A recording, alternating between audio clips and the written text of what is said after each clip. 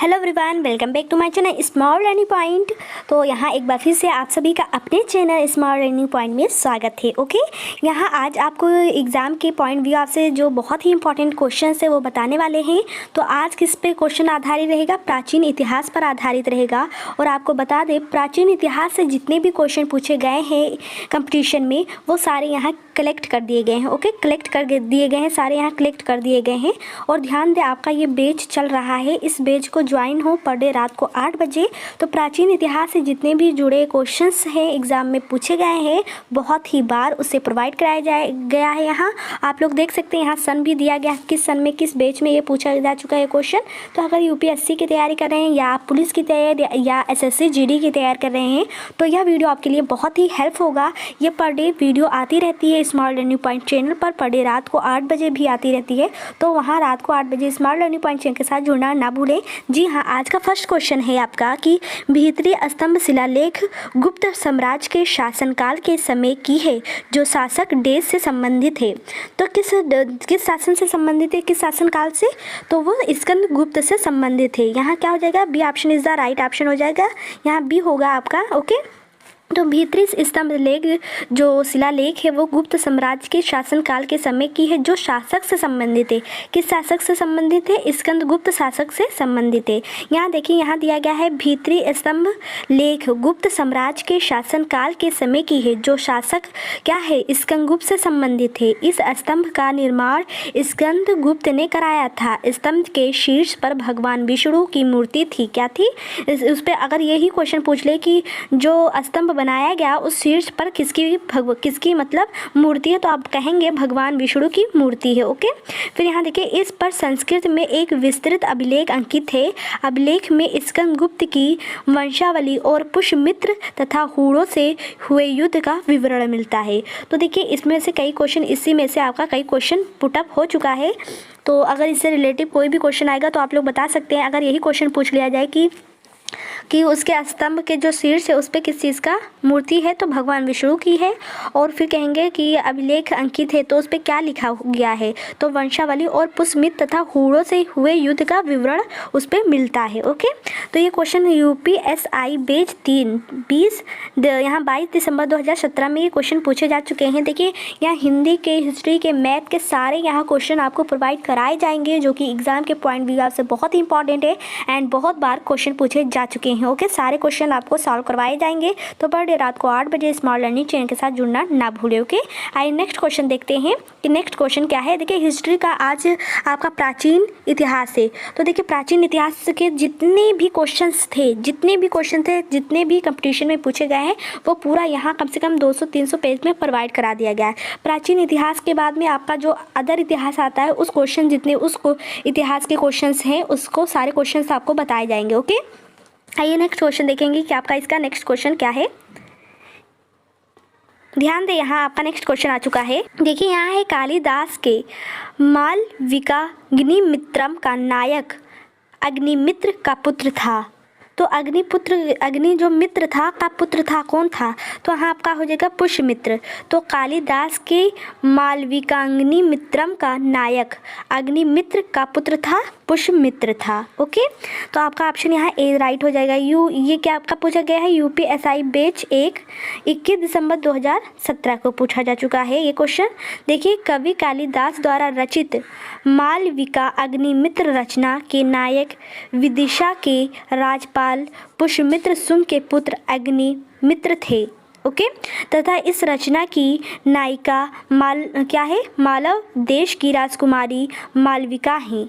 यह श्रृंगार रस प्रधान 5 अंकों का नाटक है। यह कालिदास की प्रथम नाटक कृति है। क्या है? कालिदास की प्रथम, ये इंपॉर्टेंट, इसे नोट करेंगे कि यह क्या है? कालिदास की प्रथम नाटक कृति है। वस्तुतः यह नाटक राजमहलों में चलने वाले षड्यंत्र का उन्मूलक है तथा इसमें नाटक क्रिया का समग्र सूत्र विदूषक के हाथों में समर्पित थे। ओके, तो इसमें क्या हो गया आपका? Pushyamitra option is the right option हो गया। नेक्स्ट क्वेश्चन यहाँ दिया गया है। क्या नेक्स्ट क्वेश्चन दिया गया है कि निम्नलिखित में से किस व्यक्ति को हिंदू दर्शन की संख्या क्या है? संख्य पद्धति के संस्थापक के रूप में जाना जाता है। तो क्या क्वेश्चन है, किस व्यक्ति को हिंदू दर्शन की सांख्य पद्धति के संस्थापक के रूप में जाना जाता है? ऑप्शन इसमें दिया है गौतम को, बद्रियान को, पतंजलि को, कि कपिल ऋषि को। तो इसमें कौन सा राइट ऑप्शन हो जाएगा? तो आपका ऑप्शन इसमें हो जाएगा कपिल ऋषि को क्या कहा जाता है? सांख्य पद्धति के संस्थापक के रूप में जाना जाता है। तो कपिल जो ऋषि है वो राइट ऑप्शन हो जाएगा। इनके बारे में और भी जान ले क्वेश्चंस। तो कैसे बनेंगे ये? यूपीएसआई बैच 3 20 दिसंबर देखिए 2017 में पूछे जा चुके हैं। देखिए कपिल ऋषि को हिंदू दर्शन की सांख्य पद्धति के संस्थापक के रूप में जाना जाता है। ओके, यह अद्वैत वेदांत से विपरीत मान्यता रखने वाला दर्शन है जिसका शाब्दिक अर्थ क्या होता है? संख्या संबंधित या विश्लेषण। इन्होंने सर्वप्रथम विकासवाद प्रतिपादन किया और संसार को एक क्रम के रूप में देखा। गीता में इनको श्रेष्ठ मुनि कहा गया है। क्या? गीता में श्रेष्ठ मुनि कहा गया। अगर ये क्वेश्चन आ जाए कि गीता में किसे श्रेष्ठ मुनि कहा गया है, तो किसे कहा गया है? कपिल ऋषि जी को कहा गया है। ओके, आइए नेक्स्ट क्वेश्चन देखेंगे कि आपका नेक्स्ट क्वेश्चन क्या है। वीडियो को कहीं भी आप लोग स्किप ना करें। देखिए आपका नेक्स्ट क्वेश्चन आ गया है कि वैदिक काल में निम्नलिखित में से किस अनाज के लिए क्या है व्रीहि शब्द का प्रयोग किया जाता था? तो किस वैदिक काल में किस अनाज के लिए व्रीहि शब्द का प्रयोग किया जाता था? तो आपका यहाँ ऑप्शन क्या हो जाएगा? चावल option is the right option हो जाएगा। देखिए वैदिक काल में व्रीहि धान के लिए प्रयोग किया जाता था। वही चावल देखिए यव मतलब जौ, माढ़ मतलब उड़द और मुदग मतलब मूंग, गोधूम मतलब गेहूं आदि अनाजों का वर्णन यजुर्वेद में मिलता है। ओके, तो अगर ये पूछ लिया यजुर्वेद में किन किन चीज़ों का अनाजों का वर्णन मिलता है, तो जौ, उड़द, मूंग, गेहूं आदि अनाजों का क्या मिलता है? वर्णन मिलता है। ओके, नेक्स्ट क्वेश्चन आएंगे, देखेंगे नेक्स्ट क्वेश्चन आपका क्या है। यहाँ देखिए नेक्स्ट क्वेश्चन है कि निम्नलिखित में से कौन सा स्थान बुद्ध वंश के शासकों द्वारा क्या है शासित था? तो शासित था किसके द्वारा शासित था? यहाँ देखिए ऑप्शन यहाँ दिया है कपिल वस्तु, अंग, मगध, गंधार। तो ऑप्शन क्या हो जाएगा? कपिल वस्तु जो था वो स्थान बुद्ध वंश के शासकों द्वारा शासित था। और इसके बारे में देखें तो बौद्ध क्या है? बौद्ध धर्म के प्रवर्तक गौतम बुद्ध का जन्म 563 ईसा पूर्व में कपिल वस्तु के कहाँ हुई थी? लुम्बिनी नामक स्थान पर हुआ था। ये क्वेश्चन देखिए कब पूछा जा चुका है, यहाँ देख सकते हैं आप लोग। तो कहाँ हुआ था? कपिल वस्तु के लुम्बिनी नामक स्थान पर हुआ था। इनके जो पिता थे सुद्धोधन शाकगढ़ के मुखिया थे।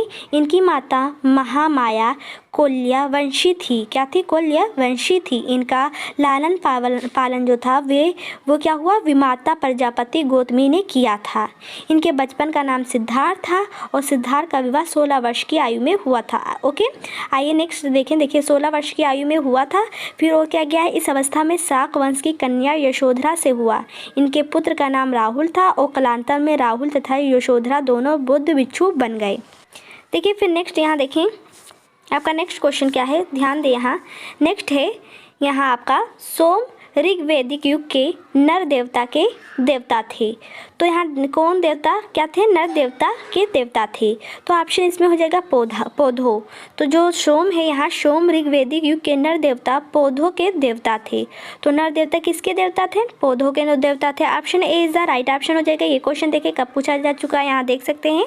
यहाँ देखिए फिर ऑप्शन नेक्स्ट यहाँ देखें, यही सारे क्वेश्चन चाहे पुलिस हो, चाहे आपका SSC GD हो, चाहे अदर कंपटीशन की आपकी जो एग्ज़ाम होते हैं उसमें ये सारे क्वेश्चन पूछे जाते हैं। तो जितने भी आपके प्राचीन इतिहास से रिलेटिव क्वेश्चन है वो सारे आपको यहाँ प्रोवाइड कराए जा रहे हैं पर डे। आप लोग स्मार्ट लर्निंग पॉइंट चैनल के साथ जुड़ना आप लोग ना भूलें। तो यहाँ है आपका क्या हो गया? सोम जो ऋग्वैदिक युग के नर थे, नर देवता, वो पौधों के देवता थे। ओके, पौधों के देवता थे। तो यहाँ आप लोगों ने देखा, इसके बारे में और देखें। यहाँ देखिए ऋग्वैदिक लोग प्राकृतिक शक्तियों का मानवीकरण कर उसकी पूजा करते थे। तो इस प्रकार से पौधा क्या हुआ आपका? क्या हुआ? ये प्रकृति से रिलेटिव हुआ।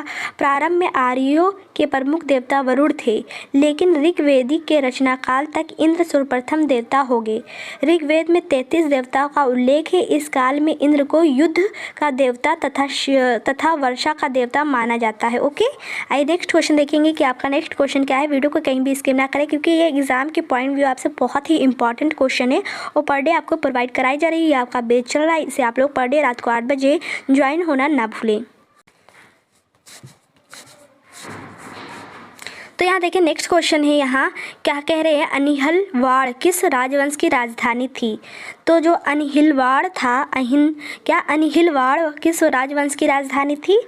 आपका यहाँ है ऑप्शन, देखिए क्या राइट हो जाएगा, सोलंकी राजवंश। तो सोलंकी राजवंश की राजधानी थी। इसके बारे में और देखिए, सोलंकी राजवंश की राजधानी क्या क्या थी। यहाँ ध्यान से देखिए लाइन से, राष्ट्रकूट तो इसकी राजधानी मन्नखेत थी, मित्राका की वल्लभी थी, पाल की मुंगेर थी और सोलंकी की जो थी वो अनिहिलवाड़ थी। ओके, तो ये आपका ऑप्शन इज द राइट हो जाएगा।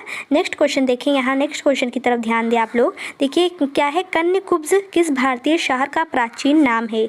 तो कन्याकुब्ज जो है वो किस भारतीय शहर का प्राचीन नाम है। देखिए पुलिस के जो हो या एसएससी जीडी में हो, ये क्वेश्चन काफ़ी बार पूछे जा चुके हैं ये क्वेश्चन कि कन्याकुब्ज किस भारतीय शहर का प्राचीन नाम है। ओके, तो किस का प्राचीन नाम है आपका, कन्नौज का। Kannauj option is the right हो जाएगा। देखिए कन्याकुब्ज जो है वो गंगा नदी के किनारे स्थित कन्नौज का एक प्राचीन नाम है और कन्याकुब्ज का प्राचीन नाम महोदय था।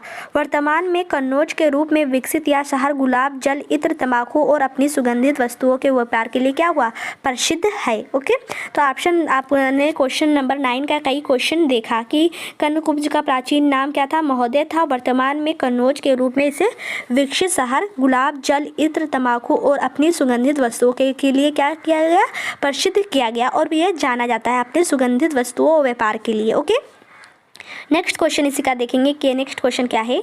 देखिए नेक्स्ट क्वेश्चन है, हाँ निम्नलिखित में से किस वस्तुकार ने राजा बिंबिसार के महल को बनाया। तो निम्नलिखित में से किस वस्तुकार ने राजा बिंबिसार के महल को बनाया था। तो ऑप्शन यहाँ देखिए डी राइट हो जाएगा, महागोविंद ने बनाया था। ये क्वेश्चन कब पूछा गया है, ये यहाँ देख सकते हैं आप लोग।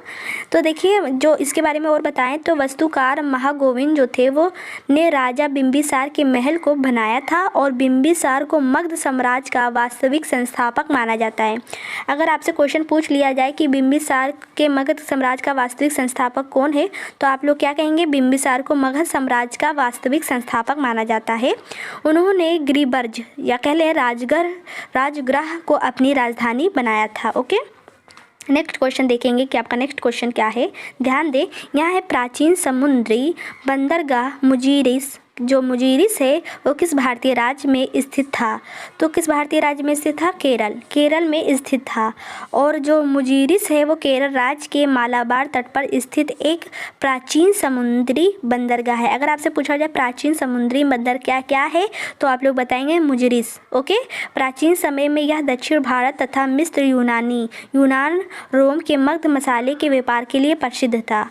तो आपका यहाँ से भी एक क्वेश्चन बन गया कि प्राचीन समय में दक्षिण भारत तथा मिस्र यूनान रोम के मध्य मसाले के व्यापार के लिए क्या प्रसिद्ध था, कौन सा, मुजीरिस। ओके, नेक्स्ट क्वेश्चन देखेंगे कि आपका नेक्स्ट क्वेश्चन क्या है। देखिए आपका नेक्स्ट क्वेश्चन है, एक पौराणिक कथा के अनुसार किस देवता ने दशामेध घाट पर किए जाने वाले दशामेध यज्ञ के दौरान 10 घोड़ों की बलि दी थी। तो इस क्वेश्चंस का आंसर यहाँ देखेंगे, काफ़ी इंपॉर्टेंट है। ये क्या यूपीपी कांस्टेबल 28/1/2019 में पूछा गया। यहाँ डेट भी दिया गया है, आप लोग देख सकते हैं, यहाँ देखेंगे, ध्यान दें आप लोग। तो आपका क्या हो जाएगा, एक पौराणिक कथा के अनुसार किस देवता ने दशामेध घाट पे किए जाने वाले दशामेध यज्ञ के दौरान 10 घोड़ों की क्या दी, बलि दी थी। तो आपका ऑप्शन क्या हो जाएगा इसमें से राइट, आपका ऑप्शन इसमें राइट हो जाएगा भगवान ब्रह्मा। तो B option is the right option हो जाएगा। ये यूपीपी कांस्टेबल 28/1/2019 को पूछे गए क्वेश्चंस हैं, तो इसे आप लोग बिल्कुल नहीं भूलेंगे, इसे ध्यान देंगे ये कब पूछे गए हैं। आइए नेक्स्ट क्वेश्चन देखेंगे कि आपका नेक्स्ट क्वेश्चन क्या है। तो ये सारे क्वेश्चन बहुत बार पूछे जा चुके हैं जो कि आप लोग के लिए यहाँ कलेक्ट कर दिए गए हैं, वो भी प्राचीन हिस्ट्री से जितने भी क्वेश्चन है ये अलग प्रोवाइड किए गए हैं, फिर अलग हिस्ट्री से अलग प्रोवाइड किए जाएंगे। ओके, तो per day line to line आप लोग देखना ना भूलें। देखिए यहाँ नेक्स्ट है, मौर्य राजवंश की स्थापना मगध में हुई थी जो वर्तमान में के नाम से जाना जाता है। ये भी क्वेश्चन एक ही यूपी कांस्टेबल में पूछा जा चुका है, शिफ्ट 1 में पूछा जा चुका है। ये देख सकते कितनी बार पूछा जा चुका है, इसे मैं बार बार अंडरलाइन इसीलिए कर रही हूँ, इसे बार बार आप लोग इसे देखें। ओके, तो आपका ये ये हो गया यूपी कांस्टेबल में शिफ्ट फर्स्ट में पूछा गया है 2019 में। तो यहाँ क्या हो जाएगा, मौर्य राजवंश की स्थापना मगध में हुई थी, जो वर्तमान में के नाम से जाना जाता है। तो किस नाम से जाना जाता है, बिहार के नाम से जाना जाता है। ओके, बिहार के नाम से जाना जाता है। देखिए, मौर्य राजवंश की स्थापना मगध में हुई थी, जिसका संस्थापक चंद्रगुप्त मौर्य था, और चंद्रगुप्त मौर्य का जन्म 345 ईसा पूर्व में हुआ था। चंद्रगुप्त मगध की राजगद्दी पर 300 यहाँ देखिए कब बैठा, 322 ईसा पूर्व में बैठा था। वर्तमान में बिहार राज्य के पटना तथा गया जिले मगध महाजनपद के हिस्से थे। ओके, तो इस तरीके से आपका मैंने यहाँ भी एक पूरा करवा दिया। इससे भी रिलेटेड कई क्वेश्चन बन सकते हैं। तो अब अगर मौर्य राजवंश से कोई भी रिलेटेड क्वेश्चन आता है तो आप लोग का नहीं छूटेगा। और ये क्वेश्चन यूपी कांस्टेबल में पूछा गया है, वो भी 2019 शिफ्ट फर्स्ट में। ओके, आइए नेक्स्ट क्वेश्चन देखेंगे कि आपका नेक्स्ट क्वेश्चन क्या है। आप लोग कहीं भी वीडियो को स्किप ना करें। यहाँ देखिए, यहाँ नेक्स्ट क्वेश्चन आया है, हिंदू पौराणिक कथाओं के अनुसार महाकाव्य रामायण में भगवान श्री राम अयोध्या के शासक थे, जो कि राजधानी थी। किसकी राजधानी थी, तो आपका कौशल की राजधानी थी। अयोध्या के शासक थे जो कि कहाँ की राजधानी थी, कौशल की राजधानी थी। ओके, तो आपका ये ऑप्शन राइट हो जाएगा। यहाँ देखें, फिर है हिंदू पौराणिक कथाओं के अनुसार भगवान राम अयोध्या के शासक थे। पहले अयोध्या कौशल जनपद की क्या थी, राजधानी थी। वर्तमान में प्राचीन मंदिरों में सीता, रसोई तथा हनुमानगढ़ मुख्य हैं। नेक्स्ट क्वेश्चन देखेंगे, ये भी यहाँ देखें यूपी कांस्टेबल में शिफ्ट फर्स्ट में 2019 में पूछा जा चुका है। नेक्स्ट क्वेश्चन है, चंद्रगुप्त के पुत्र का नाम बताइए, जिन्होंने क्या 298 से 272 ईसा पूर्व के बीच शासन किया था और संपूर्ण भारत में साम्राज्य को बढ़ाया था। तो आपका इसका ऑप्शन कौन सा राइट हो जाएगा, ऑप्शन सी बिंदुसार। और ये यूपी कांस्टेबल शिफ्ट फर्स्ट में पूछा जा चुका है। ये क्वेश्चन यहाँ देख सकते हैं आप लोग। ये सारे क्वेश्चन आपको प्रोवाइड कराए जा रहे हैं। तो पर डे क्वेश्चंस देखने के लिए इंपॉर्टेंट स्मार्ट लर्निंग चैनल को सब्सक्राइब करना, बेल आइकन को प्रेस करना बिल्कुल ना भूलें। तो देखिए, यहाँ आपका क्या हो जाएगा, यहाँ हमने बताया यहाँ बिंदुसार हो जाएगा। ओके, तो प्राचीन क्या है, चंद्रगुप्त के पुत्र का नाम बताइए, जिन्होंने 298 से 272 ईसा पूर्व के बीच शासन किया था और संपूर्ण भारत में साम्राज्य को बढ़ाया था। तो क्या हो जाएगा, यहाँ बिंदुसार हो जाएगा। Okay, C option is the right option हो जाएगा। आइए नेक्स्ट क्वेश्चन देखेंगे कि आपका नेक्स्ट क्वेश्चन क्या है। यहाँ भी देख सकते हैं कि बिंदुसार मौर्य वंश के राजा थे, जो चंद्रगुप्त मौर्य के पुत्र थे। बिंदुसार को अमित्रघात सिंहसेन भी कहा जाता है। बिंदुसार मौर्य शासक अशोक के पिता थे। बिंदुसार की जो मृत्यु हुई थी वो 272 में हुई थी। यहाँ देख सकते हैं कब हुई थी, 272 में मृत्यु हुई थी। नेक्स्ट है ईसा पूर्व 268 ईसा पूर्व तरफ इशारा करते हैं ये हुई थी। बिंदुसार को पिता का पुत्र और पुत्र का पिता नाम से भी जाना जाता है। ओके, नेक्स्ट क्वेश्चन देखेंगे कि आपका नेक्स्ट क्वेश्चन क्या है। कहीं भी वीडियो को स्किप ना करें। देखिए, यहाँ नेक्स्ट क्वेश्चन है आपका, वैदिक सभ्यता देश नदी के तट पर विकसित है। तो ये क्वेश्चन देखिए यूपी कांस्टेबल में 2019 शिफ्ट फर्स्ट में पूछे जा चुके हैं। तो इसी तरीके से पर डे ऐसे क्वेश्चन लेकर आते हैं जो कि एग्जाम के पॉइंट व्यू से बहुत ही इंपॉर्टेंट होते हैं। तो आपका यहाँ क्वेश्चन क्या राइट हो जाएगा, देखिए यहाँ राइट हो जाएगा सरस्वती। तो Saraswati option is the right हो जाएगा। तो वैदिक सभ्यता जो है सरस्वती नदी के तट पर विकसित हुई थी। तो ये क्वेश्चन यूपी पुलिस कांस्टेबल में पूछा जा चुका है। और आपको ये भी बता दी SSC-GD में भी पूछा जा चुका है क्वेश्चन। तो आप लोग बिल्कुल ये स्किप ना करें। देखिए, वैदिक जो सभ्यता सरस्वती नदी है के किनारे विकसित हुई थी। वैदिक सभ्यता के दौरान ही वेदों की रचना हुई। भारतीय विद्वान तो इस सभ्यता को अनादि परंपरा द्वारा आया मानते हैं। अधिकतर विद्वान वैदिक सभ्यता का काल इतने से इतना मानते हैं कि मध्य मानते हैं। इस काल में हिंदू धर्म की नींव पड़ी थी। वेदांग सूत्रों की रचना, ब्राह्मण ग्रंथ और उपनिषद इन वैदिक ग्रंथों को व्यवस्थित करने का भी क्या करते हैं, काम इसी काल में हुआ। ओके, तो इस वीडियो में आपको बस इतना ही क्वेश्चन बताएंगे। 16 क्वेश्चंस मैंने आपको बताया है। 16 क्वेश्चन से आगे मैं नेक्स्ट वीडियो बताऊंगी। तो नेक्स्ट वीडियो पाने के लिए चैनल को सब्सक्राइब करें और हाँ, बेल आइकन को प्रेस करना बिल्कुल ना भूलें, जिससे आप सभी को सारे न्यू वीडियो को नोटिफिकेशन सबसे पहले क्या हो मिलते रहें। तब तक के लिए इतना ही। Thank for watching this video.